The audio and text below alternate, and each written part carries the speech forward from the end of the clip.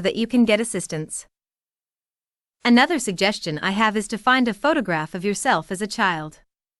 Really look at the photograph. Do you see a miserable little kid? Do you see a happy child? Whatever you see, connect with it. If you see a frightened child, ask it how it was frightened, and start doing something to make it feel better.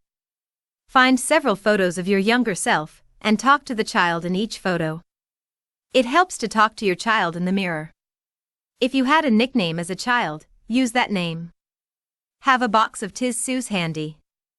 I suggest that you sit down in front of the mirror, because if you are standing, as soon as it gets difficult, you will run out the door.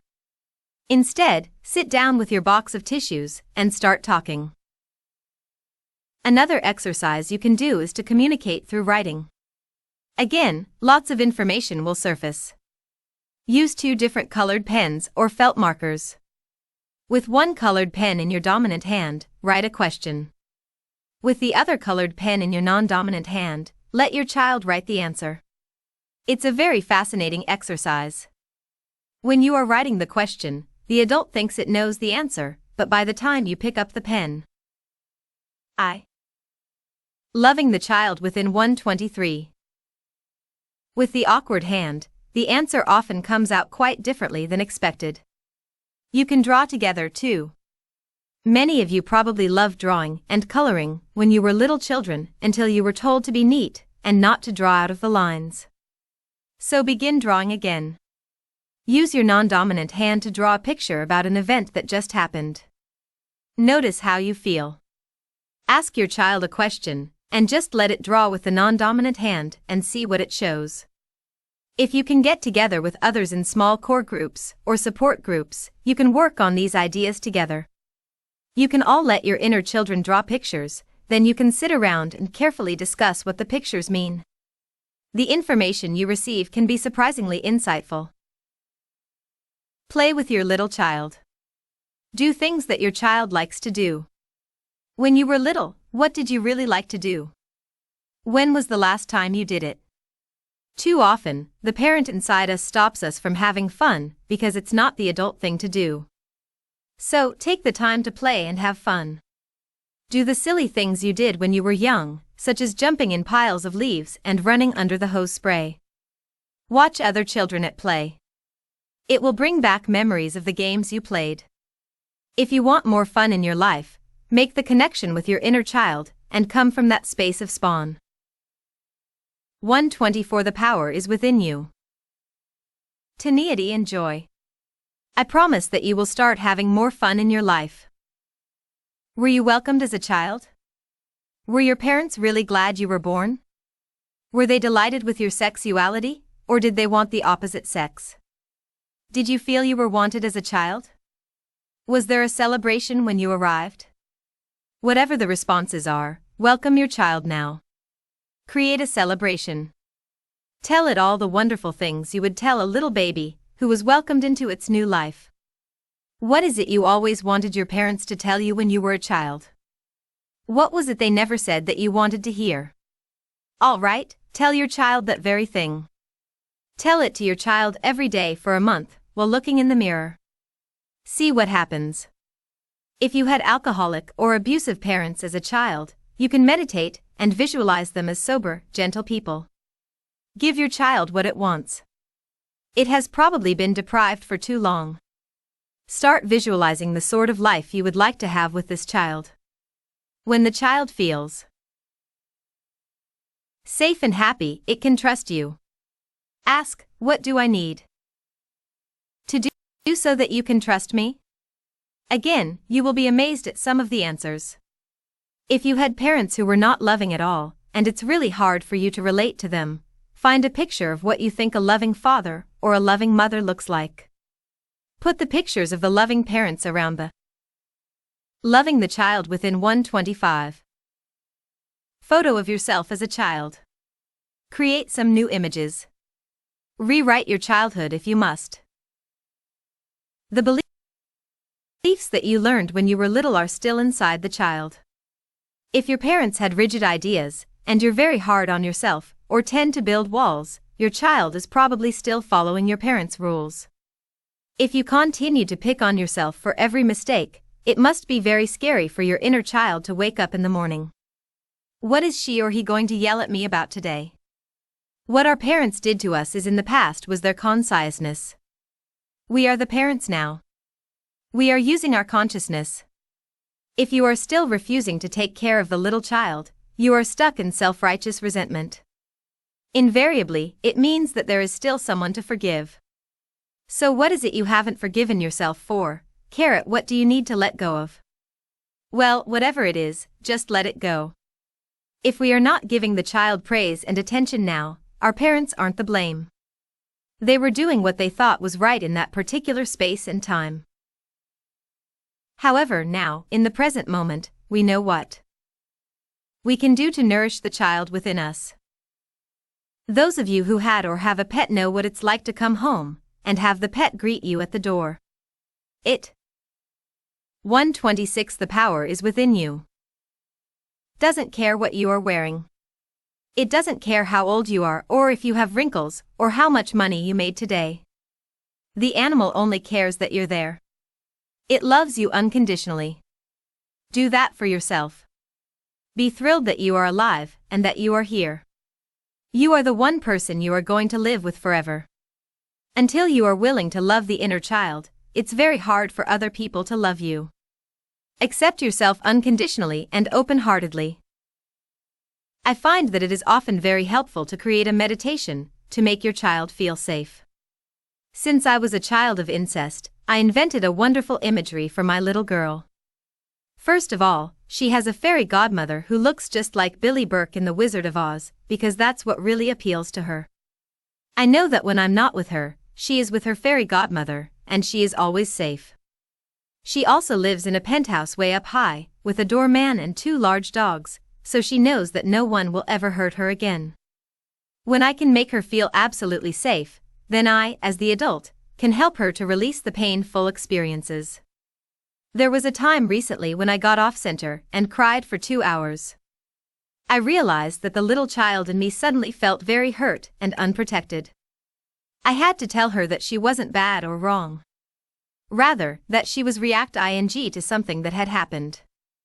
So as quickly as I was able to, I did some affirmations and meditated, knowing that there was a power far greater that would. Loving the child within 127. Support and love me. After that, the little girl didn't feel so afraid and alone. I'm also a great believer in teddy bears. When you were very little, often your teddy bear as your very first friend. It was your confidant, because you could tell all your troubles and secrets to it, and it never snitched on you. It was always there for you. Take your teddy bear out of the closet now, and let your child have it once again. It would also be marvelous for hospitals to supply teddy bears in all the beds, so that when the little child in us feels alone and frightened in the middle of the night, he or she can have a teddy bear to hug. The many parts of you.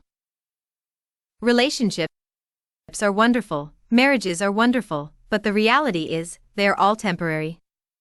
However, your relationship with you is eternal. It goes on forever. Love the family within you, the child, the parent, and the youth in between.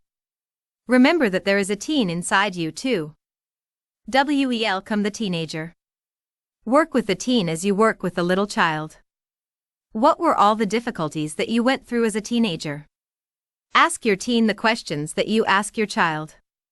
Help the teenager through the intimidating episodes and apprehensive moments of puberty and beyond. Make these times okay. Learn to love your teen as you learn to love your child. 128 The power is within you. We can't love and accept each other until we love and accept that lost child within us. How old is the little lost child within you? 3, 4, 5. Usually, the child is less than 5 years old because that is generally when the child shuts down out of the need to survive. Take your child by the hand and love it. Create a wonderful life for you and your child. Say to yourself, am willing to learn to love my child. I am willing. The universe will respond. You will find ways to heal your child and yourself. If we want to heal, we must be willing to feel our feelings and move through them to the other side for the healing.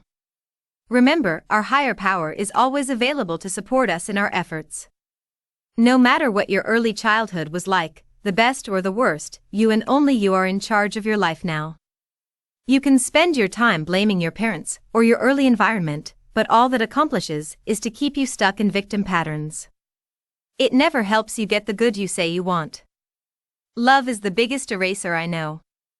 Love erases even the deepest and most painful memories, because love goes deeper than anything else. If your mental images of the past are very strong, and you keep affirming, it's all their fault, you stay stuck. Do you want a life of pain, or one of joy? The choice and power are always within you. Look into your eyes and love you and the little child within. Chapter 10. Growing up and getting old. Be as understanding with your parents as you want them to be with you. Communicating with our parents. When I was growing up, my teenage years were the most difficult of all. I had so many questions, but I did not want to listen to those who thought they had the answers, especially adults. I wanted to learn everything by myself, because I did not trust the information that grown-ups gave me. I felt particular animosity towards my parents because I was an abused child. I could not understand how my stepfather could treat me the way he did, nor could I understand how my mother could simply ignore what he was doing to me. I felt cheated and misunderstood, and I was certain that my family, specifically, and the world, in general, were against me. Through my many years spent in the counseling of others, particularly young people, I have found that many people share the same feelings about their parents that I had about mine. Some of the words I hear teenagers use. 129. 130. The power is within you. To describe how they feel are, trapped, judged, you watched.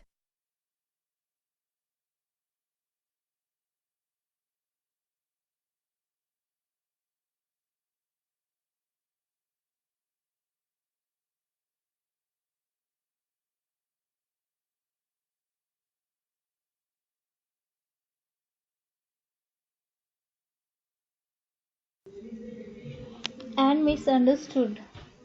Of course, it would be great to have parents who would be accommodating in any given situation.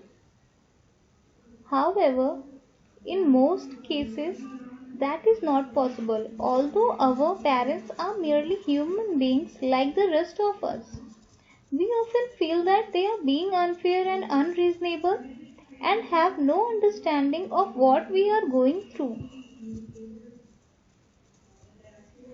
One young man I counseled had a very difficult time relating to his father. He felt that they had nothing in common, and when his father spoke to him, it was simply to utter some negative or belittling comment. I asked the young man if he knew how his grandfather had treated his father, and he admitted that he didn't.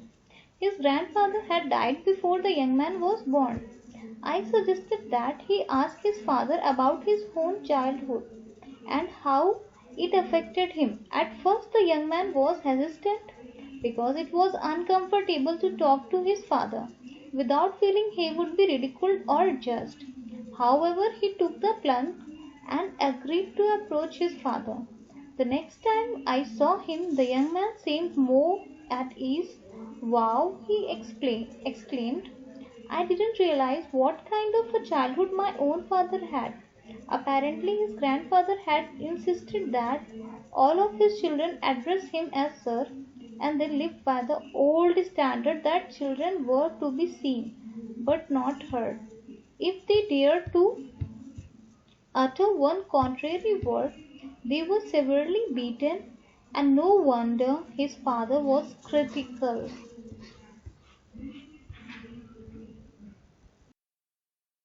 When we grow up, many of us have the good intentions of treating our children differently than the way we were treated. However, we learn from the world around us, and sooner or later, we begin to sound and act just like our parents. In the case of this young man, his father inflicted the same kind of verbal abuse on his son that his own father had heaped on him. He may not have intended to do so, he was merely acting in a way consistent with his own upbringing. However, the young man came to understand a little more about his father, and as a result, they were able to communicate more freely. Although it would take some effort and patience on both their parts before their level of communication would be ideal, at least they were both moving in a new direction. I strongly believe that it is very important for all of us to take the time to find out more about our parents' childhoods. If your parents are still alive, you can ask them, what was it like when you were growing up? What was love like in your family? How did your parents punish you? What kind of peer pressure did you have to face in those days? Did your parents like the people you dated? Did you have a job while you were growing up? By learning more about our parents, we can see the pat. 132 The power is within you. Turns that have shaped who they are, and, in turn, see why they treat us as they do. As we learn to empathize with our parents, we will see them in a new, more love-ing light. You may be able to open doors to a more communicative, loving relationship, one that has mutual respect and trust. If you have difficulty even talking with your parents, first start in your mind, or in front of the mirror. Imagine yourself telling them, "There's something I want to speak to you about." Go through this process several days in a row. It will help you decide what you want to say and how to say it. Or do a meditation and in your mind, talk to each of your parents and clean up your old issues. Forgive them and forgive yourself. Tell them you love them. Then prepare to tell them the same things in person. At one of my groups, a young man told me that he had a lot of anger and that he didn't trust others. He recycled this pattern of distrust over and over again in all his relationships. When we got to the root of the problem, he told me that he was so angry with his father for not being the person he wanted him to be. Again, when we are on a spiritual pathway, it's not up to us to change the other person. First of all, we need to release all the pent-up feelings we harbor against our parents, and then we need to forgive them for not being who we wanted them to be. We always want everybody else to be like us, to think like us, to dress like us, to do what we. Growing up and getting old 133. Do. However, as you know, we are all so very different. In order to have the space to be ourselves, we need to give that space to others. By forcing our parents to be something that they are not, we cut off our own love. We judge our parents just the way that they judge us. If we want to share with our parents, we need to begin by eradicating our own preconceived judgments of them. Many of you continue to have power struggle games with your parents as you grow older. Parents push a lot of buttons, so if you want to stop playing the game, you are going to have to stop taking a part in it. It is time for you to grow up and decide what you want. You can begin by calling your parents by their first names. Calling them mommy and daddy when you are in your 40s only keeps you stuck in the little child role. Start becoming two adults instead of parent and child. Another suggestion is to write an affirmative treatment that details the kind of relationship you want with your mother and/or father. Begin declaring these words for yourself. After a while, you can tell him or her face to face. If your mother or father is still pushing your buttons, you are not letting either of them know how you really feel. You have a right to have the life you want. You have a right to be an adult. It may not be easy, No. First, decide what it is that you need, and then tell your mother or father what that is. Don't make them wrong. Ask, how can we work this out? Remember, with understanding comes forgiveness and 134 The power is within you. With forgiveness comes love. When we progress to the point where we can love and forgive our parents, we will be well on our way to being able to enjoy fulfilling relationships with everyone in our lives. Teens need self-esteem. It alarms me that the rate of suicide among our teenagers is so on the rise. It seems that more and more young people feel overwhelmed by the responsibilities of life, and would just as soon give up rather than to persevere and experience the multitude of adventures that life has to offer. Much of this problem has to do with the way we, as adults, expect them to respond to life situations. Do we want them to react as we would? Do we bombard them with negativity? The period between age 10 and 15 can be a very critical time. Children in that age group have the tendency to conform, and they will do anything to be accepted by their peers. In their need for acceptance, they often hide their true feelings for fear they will not be accepted and loved for whom they really are. The peer pressure and societal stress that I experienced when I was young pale in comparison to that which today's young people must endure, and yet, when I was 15, due to physical and mental abuse, I left school and home to be on my own. Think how jarring it must be for the child of today to have to deal with drug abuse, physical abuse, sexually transmitted diseases, peer pressure and gangs, family problems, and on a global level, nuclear war, environmental upheavals, crime and so much more. Growing up and getting old. 135. As a parent, you can discuss the differences between negative and positive peer pressure. If you're teen. Peer pressure is all around us from the moment we are born until the day we leave the planet. We must learn how to deal with it and not let it control us. Similarly, it is important for us to gain some knowledge and understanding of why our children are shy, mischievous, sad, slow in school, destructive, etc. Children are strongly influenced by the thinking, feeling patterns established in the home, and he or she makes daily choices and decisions from that belief system. If the home environment is not conducive to trusting and loving, the child will seek trust, love, and compassion elsewhere. Many gangs are a place where children feel safe. They form a family bond, no matter how dysfunctional it is. I truly believe that a lot of hardships could be avoided if we could only get young people to ask themselves one important question before they act: will this make me feel better about myself? We can help our teenagers see their choices in each situation. Choice and responsibility put power back into their hands. It enables them to do something without feeling like victims of the system. If we can teach children that they are not victims, and that it is possible for them to change their experiences by taking responsibility for their own lives, we will begin to see major breakthroughs. It is vitally important to keep the lines of communication open with children, especially when they are in their teen. 136. The power is within you. Years.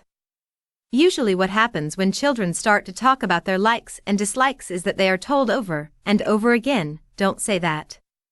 Don't do that. Don't feel that. Don't be that way. Don't express that. Don't. Eventually, children stop communicating and sometimes leave home. If you want to have your children around as you grow older, keep the lines of communication open when they are younger. Applaud your child's uniqueness. Allow your teenagers to express themselves in their own style, even if you think it's just a fad. Don't make them wrong or tear them down. Goodness knows, I have been through many fads in my lifetime, and so will you and your teenagers. Children learn from our actions. Children never do what we tell them to do, they do what we do. We can't say, don't smoke or don't drink or don't do drugs, if we do them. We have to serve as examples and live the sort of life we want our children to express. When parents are willing to work on loving themselves, it's amazing to see the harmony that is achieved within the family. Children respond with a new sense of self-esteem and start to value and respect who they are. An exercise in self-esteem that you and your children can do together is to make a list of some goals you would like to achieve. Ask your children to write down how they see themselves in 10 years, in 1 year, in 3 months. What kind of lives do they want to have? What kind of friends would be most beneficial? Have them list their growing up and getting old. 137. Goals with short descriptions of each as well as how they can make their dreams come true. You do the same. All of you might keep the lists nearby to remind yourselves of your goals. In 3 months' time, go over the lists together. Have the goals changed? Don't let your children beat themselves up if they didn't get as far as they wanted. They can always revise their lists. What is most important to give young people something positive to look forward to? Separation and divorce. If there is separation and or divorce in the family, it is important that each parent be supportive. It's very stressful for a child to be told that the other parent is no good. As the parent, you have to love yourself through the fears and anger to experience as much as possible. The children will pick up feelings from you. If you're going through a lot of turmoil and pain, they will surely pick that up from you. Explain to your children that your stuff has nothing to do with them and their inner worth. Don't let them get the idea that anything that's happened is their fault, because that is what most children think. Let them know that you love them very much and will always be there for them. I suggest that you do mirror work with your children every morning. Do affirmations that will get you through the trying times easily and effortlessly so that everyone will be okay. Release your painful experiences with love and affirm happiness for all concerned. 138 The power is within you. There is a wonderful group called the California State Task Force to promote self-esteem and personal and social responsibility. It was created in 1987 by Assemblyman John Vasconcellos. Among the appointed members are Jack Canfield and Dr. Emmett Miller. I support its efforts in researching and making recommendations to the government to bring self-esteem programs into schools. Other states are following suit by including self-esteem curriculum in the classroom. I believe that we are on the brink of some major changes in our society, especially with regard to understanding our own self-worth. If teachers, especially, can get their own self-worth on the right track, they will help our children tremendously. Children reflect the social and economic pressures with which we are faced. Any program having to do with self-esteem will need to encompass students, parents, and teachers, as well as businesses and organizations. Growing older graciously. So many of us fear growing old and looking old. We make growing old so terrible and unattractive. Yet, it is a normal and natural process of living. If we can't accept our inner child and be comfortable with who we were and who we are, how can we accept the next stage? If you don't grow old, what is the alternative? You leave the planet. As a culture, we have created what I growing up and getting old 139. Call youth worship. It's all very well and good to love ourselves at certain ages, but why can't we love ourselves as we get older? We will eventually go through every age of life. Many women feel a lot of anxiety and fear when they think about getting old. The gay community also deals with a lot of issues having to do with youth and looks and loss of beauty. Getting old may mean getting wrinkles and gray hair and saggy skin, and yes, I want to grow old. That's all part of being here. We are on this planet to experience every part of life. I can understand that we don't want to get old and sick, so let's separate these two ideas. Let's not imagine or envision ourselves getting sick as a way to die. I do not personally believe that we have to die with illness. Instead, when it is our time to leave, when we have accomplished what we came here to do, we can take a nap or go to bed at night and leave peacefully. We don't have to become deathly ill. We don't have to be hooked to machines. We don't have to lie suffering in a nursing home in order to leave the planet. There is a tremendous amount of information available on how to stay healthy. Don't put it off, do it now. When we get older, we want to feel wonderful, so we can continue to experience new adventures. I read something a while ago that intrigued me. It was an article about a San Francisco medical school that had discovered that the way we age is not determined by genes.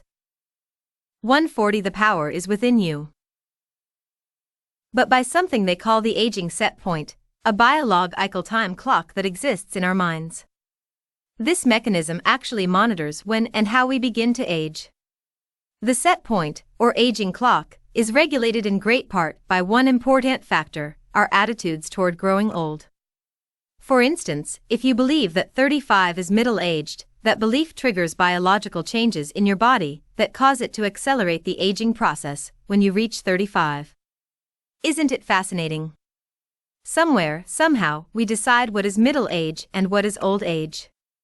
Where are you setting that aging set point within you? I have this image in my mind that I am going to live to 96 years and still be active, so it's very important that I keep myself healthy. Remember too, what we give out, we get back. Be aware of how you treat older people, because when you get old, that will be the way you are treated. If you believe certain concepts about old people, again, you are forming ideas that your subconscious will respond to. Our beliefs, our thoughts, our concepts about life and about ourselves always become true for us. Remember, I believe that you choose your parents before you were born in order to learn valuable lessons.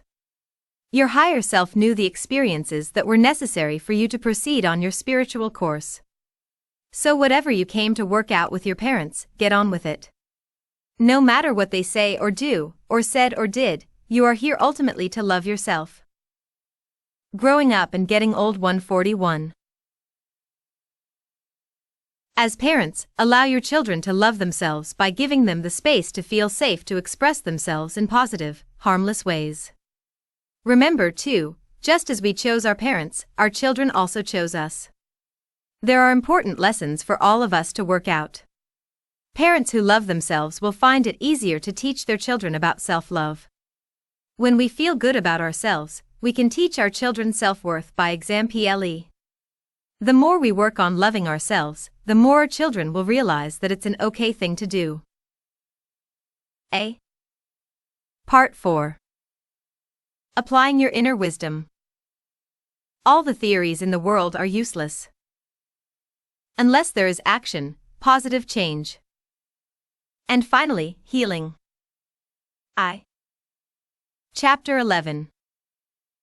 Deceiving prosperity. When we get frightened, we want to control everything, and then we shut off the flow of our good. Trust life. Everything we need is here for us. The power within us is will to give us our fondest dreams and enormous plenty instantaneously. The problem is that we are not open to receiving it. If we want something, our higher power doesn't say, "I'll think about it." It readily responds and sends it through, but we have to be ready for it. If not, it goes back into the storehouse of unfulfilled desires. Many people come to my lectures and sit with their arms folded across their bodies. I think, how are they going to let anything in? It's a wonderful symbolic guest tour to open our arms wide so the universe notices and responds. For many it's very scary, because if they open themselves up, they think they may get terrible things, and they probably will, until they change whatever it is inside them that believes they will attract doom and gloom. 145. 146. The power is within you. When we use the term prosperity, a lot of people immediately think of money. However, there are many other concepts that come under the auspices of prosperity, such as time, love, success, comfort, beauty, knowledge, relationships, health, and, of course, money. If you are always feeling rushed because there isn't enough time to do everything you want, then you have lack of time. If you feel that success is beyond your reach, then you are not going to get it. If you feel life is burdensome and strenuous, then you will always feel uncomfortable. If you think you don't know very much, and you're too dumb to figure things out, you will never feel connect to the wisdom of the universe. If you feel a lack of love and have poor relationships, then it will be difficult for you to attract love into your life. What about beauty? There is beauty all around us. Do you experience the beauty that is abundant on the planet? Or do you see everything as ugly and wasteful and dirty? How is your health? Are you sick all the time? Do you catch cold easily? Do you get many aches and pains? Finally, there is money. Many of you tell me that there is never enough money in your lives. What do you let yourself have? Or perhaps you feel you are on a fixed income. Who fixed it? None of the above has anything to do with receiving. People always think, "Oh, I want to get this and that and whatever." However, abundance and prosperity is about allowing yourself to accept. When you're not getting what you want, on some level you are not allowing yourself to accept. If we are stingy with life, then life will be stingy with us. If we steal from life, life will steal from us. Receiving prosperity 147. Being honest with ourselves. Honesty is a word we use a lot, not always understand the true significance of what it means to be honest. It has nothing to do with morality, or being a goody-goody. Being honest really has little to do with getting caught or going to jail. It is an act of love for ourselves. The main value of honesty is that whatever we give out in life we will get back. The law of cause and effect is always operating on all levels. If we belittle or judge others, then we, too, are judged. If we are always angry, then we encounter anger wherever we go. The love we have for ourselves keeps us in tune with the love life has for us. For instance, imagine that your apartment has just been burglarized. Do you immediately think that you are a victim? My apartment was just ripped off. Who did this to me? It is a devastating feeling when something like that happens. However, do you stop to think of how and why you attracted the experience? Again, taking responsibility for creating our own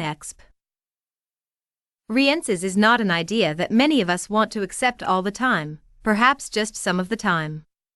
It is so much easier to blame something outside of ourselves, yet our spiritual growth cannot occur until we recognize that there is little of value outside of us, everything comes from within. When I hear that someone has just been robbed or experienced some kind of loss, the first question I ask is, whom did you steal from lately? If a curious look comes over his or her face, I know I have touched a tender spot.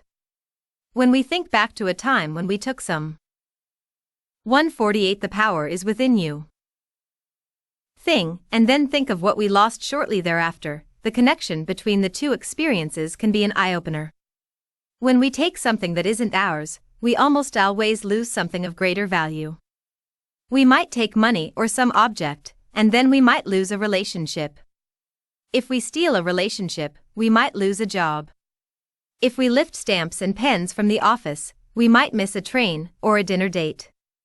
The losses almost always hurt us in some important area of our lives. It is unfortunate that many people steal from large companies, department stores, restaurants, or hotels and so on, rationalizing that these businesses can afford it. This type of rationalization does not work. The law of cause and effect continues to operate for each one of us. If we take, we lose. If we give, we get. It cannot be otherwise. If there are many losses in your life, or many things are going wrong, you might examine the ways in which you are taking. Some people, who would not dream of stealing things, will self-righteously rob another person of time or self-esteem.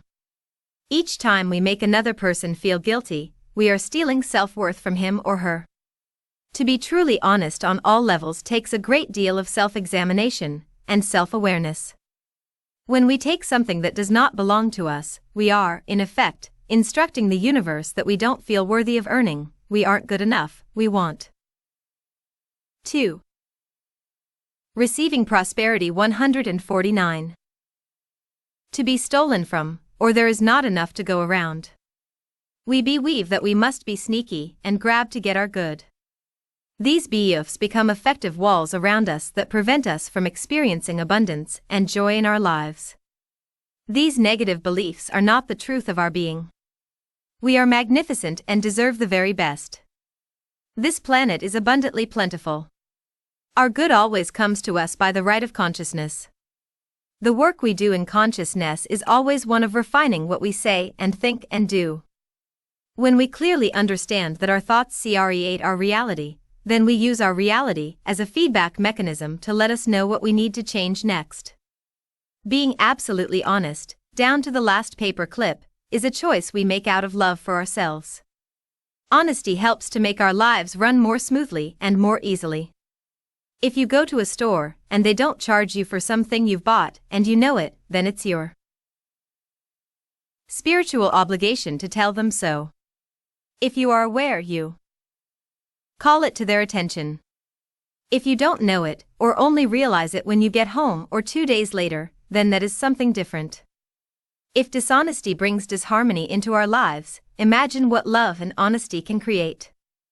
The good in our lives, the wonderful surprises we have, these too, we have created. As we look within ourselves with honesty and unconditional love, we will discover so much about our power. What we can learn to create with our own consciousness has far greater value than any amount of money we could possibly steal. 150. The power is within you. Your home is your sanctuary. Everything is a reflection of what you believe you deserve. Look at your home. Is it a place that you really love to live in? Is it comfortable and joyous, or cramped, dirty, and always messy? The same with your car, do you like it? Does it reflect the love you have for yourself? Are your clothes a bother and a nuisance and something you have to deal with? Your clothes are a reflection of how you feel about yourself. Again, the thoughts we have about ourselves can be changed.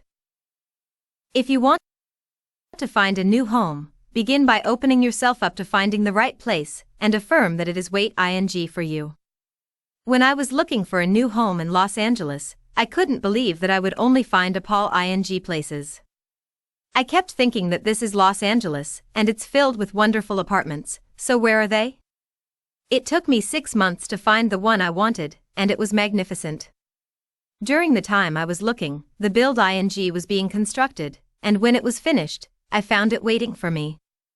If you look for something, but you are not finding it, there is probably a reason. If you want to move from where you are because you don't like it, thank your present home for being there. Appreciate it for sheltering you from the weather. If it's difficult to like it, start with one part of the house that you like. It may be a corner of your bedroom. Don't say I. Receiving prosperity. 151. Hate this old place, because you are not going to find something that you love.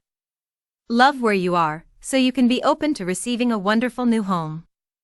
If your home is messy and cluttered, then start cleaning it up. Your home is a reflection of who you are. Loving relationships.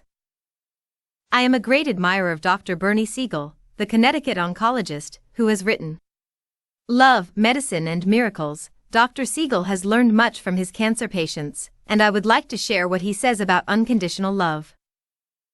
Many people, especially cancer patients, grow up believing that there is some terrible flaw at the center of their being. A defect they must hide if they are to have any chance for love. Reeling unloved and unlovable, and condemned to loneliness if their true selves became known. Such individuals set up defenses against sharing their innermost feelings with anyone. Because such people feel a profound emptiness inside, they come to see all relationships and transactions in terms of getting something to fill the vaguely understood void within. They give love only on condition that they get something for it. And this leads to an ever deeper sense of emptiness, which keeps the vicious cycle going. 152. The power is within you. Whenever I give a lecture and allow my audience the opportunity to ask questions, I can always count on being asked one thing in particular: how can I create healthy, lasting relationships? All relationships are important because they reflect how you feel about yourself. If you are constantly beating yourself up by thinking that everything that goes wrong is your fault, or that you are always a victim, then you are going to attract the type of relationships that reinforce those beliefs in you. One woman told me that she was in a relationship with a very caring and loving man, yet she had a need to test his love. So I asked her, why would you test his love? She said she felt unworthy of his love, because she wasn't loving herself enough.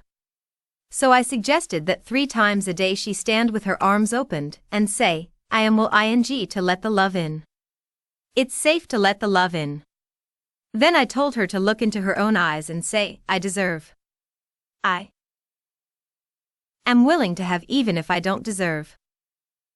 Too often, you deny your good because you don't believe you can have it. For instance, you want to get married or have a long-lasting relationship. The person you go out with has 4 of the qualities you want in a partner. You know you're on your way. You want a little more of this or want to add something new to your list. Depending upon how much you believe you deserve to be loved, you may have to go through a dozen people before you get what you really want. Likewise, if you believe that a higher power has surrounded you with truly loving people, or that everyone you meet or know brings only good into your life, then Receiving prosperity 153. Those are the types of relationships you will ultimately draw to yourself. Codependent relationships. Personal relationships always seem to be the first priority for many of us. Perhaps you are always searching for love. Hunting for love doesn't bring the right partner because the reasons for wanting love are unclear. We think, oh, if I only had someone who loved me, my life would be all better. That's not the way it works.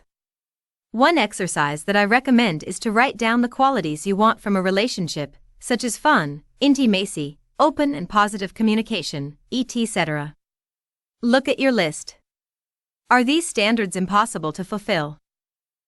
Which of the requirements could you supply yourself? There's a big difference between the need for love and being needy for love. When you are needy for love it simply means that you are missing love and approval from the most important person you know, yourself. You become involved in relationships that are codependent and ineffectual for both partners. When we need someone else to fulfill us, we are codependent. When we rely on another to take care of us, so we don't have to do it ourselves, we become codependent. Many of us from dysfunctional families have learned codependency from the way we grew up. I believed for years that I was not good enough, and I sought love and approval wherever I went. If you are always telling the other person what to do, 154 the power is within you. Then you are probably trying to manipulate the relationship. On the other hand, if you are working to change your own inner patterns, then you are allowing things to happen in their right course. Take a moment to stand in front of a mirror and think about some of your own negative childhood beliefs that have been affecting your relationships. Can you see how you are still recreating the same beliefs? Think of some positive childhood beliefs. Do they hold the same charge for you as the negative ones? Tell yourself that the negative beliefs no longer serve you and replace it with new, positive affirmations. You may want to write the new beliefs down and place them where you can see them every day. Again, be patient with yourself. Persevere with the new belief as much as you did with the old one.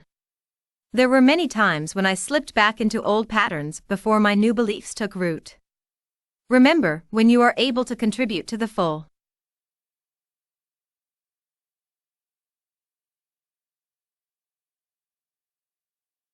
fulfillment of your own needs, then you will not be so needy. So codependent. It all begins with how much you love yourself. When you truly love yourself, you stay centered, calm, and secure, and your relationships at home as well as at work are wonderful. You will find yourself reacting to various situations and people differently. Matters that once may have been desperately important won't be quite as important anymore. New people will enter your life, and perhaps some old ones will disappear, which can be scary at first and also wonderful, refreshing, and exciting. Receiving prosperity 155. Once you know what you want in a relationship, you must go out and be with people. No one is going to suddenly appear at your doorstep. A good way to meet people is in a support group or a night class. It enables you to connect with people who are like-minded or who are involved in the same interests. It's amazing how quickly you can meet new friends. There are many groups and classes available in cities all around the world. You need to seek these groups out. It helps when you associate with people traveling a similar path. An affirmation I suggest is, "I'm open and receptive to wonderful, good experiences coming into my life." It's better than saying, "I'm looking for a new lover." Be open and receptive, and the universe will respond for your highest good. You will find that as your self-love grows, so will your self-respect, and any changes that you find yourself need to make will be easier to accomplish when you know that they are the right ones for you. Love is never outside. Yourself, it is always within you. As you are more love ing, you will be more lovable. Beliefs about money. Having fear about the issue of money comes from our early childhood programming. A woman at one of my workshops said that her wealthy father had always had a fear of going broke, and he passed on the fear that money would be taken away. She grew up being afraid that she wouldn't be taken care of. Her freedom with money was tied to the fact that her father manipulated his. 156. The power is within you. Family through guilt. She had plenty of money all her life, and her lesson was to let go of the fear that she couldn't take care of herself. Even without all the money, she still could take care of herself. Many of our parents grew up in the Depression, and many of us have inherited beliefs when we were young, such as, we may starve, or we may never find work, or we may lose our home, our car, whatever. Very few children say, no, that's nonsense. Children accept it and say, yes, that's right. Make a list of your parents' beliefs about money. Ask yourself if you are still choosing to believe them now. You will want to go beyond your parents' limitations and fears because your life is not the same now. Stop repeating these beliefs to yourself. Begin transforming the pictures in your mind. When an opportunity comes up, don't echo your past history of lack. Begin proclaiming the new MES Sage for today. You can begin now to affirm that it's okay to have money and riches, and that you will use your money wisely. It is also normal and natural for us to have more money at certain times than others. If we can trust the power within to always take care of us no matter what, we can easily flow through the lean times, knowing that we will have more in the future. Money isn't the answer, although many of us think that if we have a lot of money, everything will be fine. Receiving prosperity. 157. Won't have any more problems or worries. But money is truly not the answer. Some of us have all the money that we could ever need, and we still aren't happy. Be grateful for what you have. A gentleman I knew told me that he felt guilty because he couldn't pay back his friends for the kindness and gifts they gave him when he was not doing so well. I told him that there are times when the universe gives to us, in whatever form we may need, and we may not be able to give back. In whatever way the universe has decided to respond to your need, be grateful. There will come a time when you will help somebody else. It may not be with money, but with time or compassion. Sometimes we don't realize that these things can be more valuable than money. I can think of many people during the early days of my life who helped me enormously at a time when there was no way for me to pay them back. Years later, I have taken the opportunity to help others.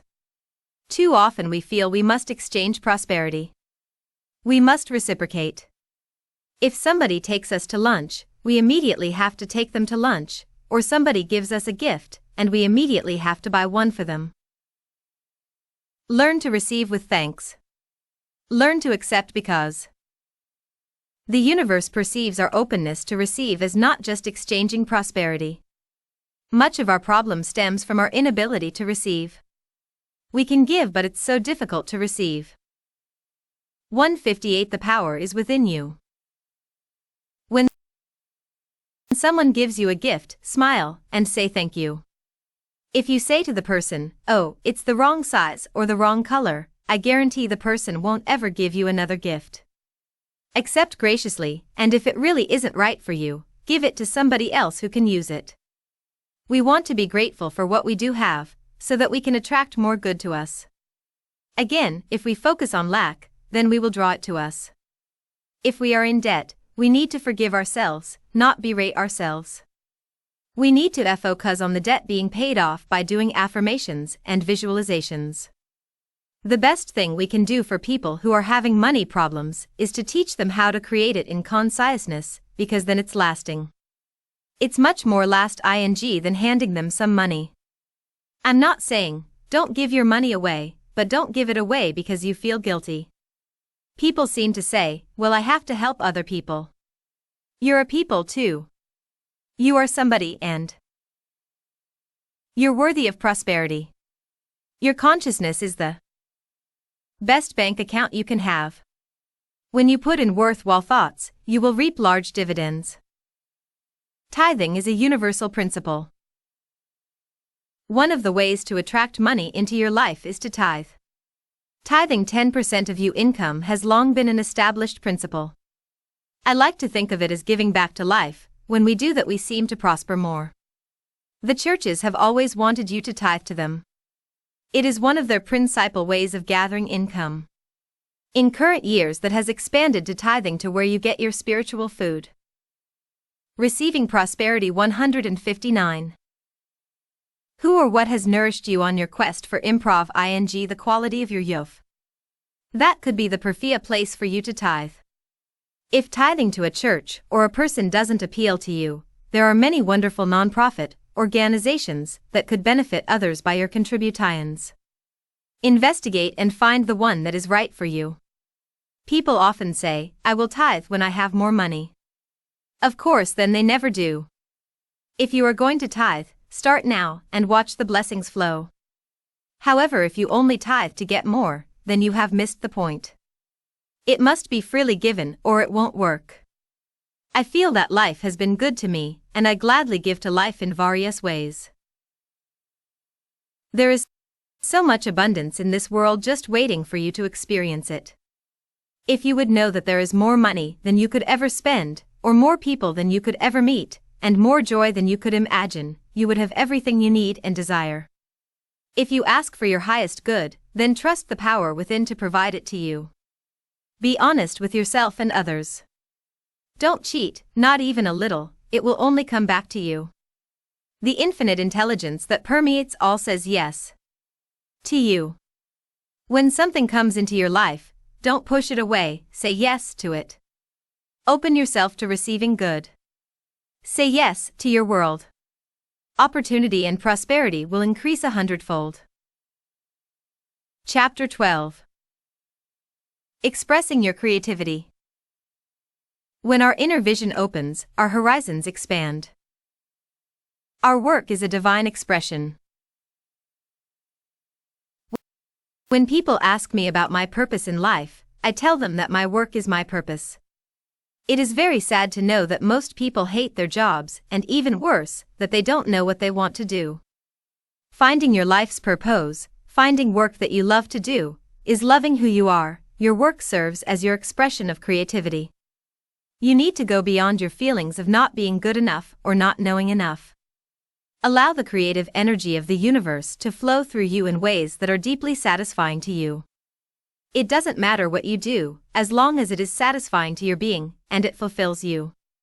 If you hate where you work or hate what you do you will always feel the same about your job unless you change inside. If you go to a new job with your same old work beliefs, you will only feel the same way again in time. 161. 162. The power is within you. Part of the problem is that many people ask for what they want in a negative way.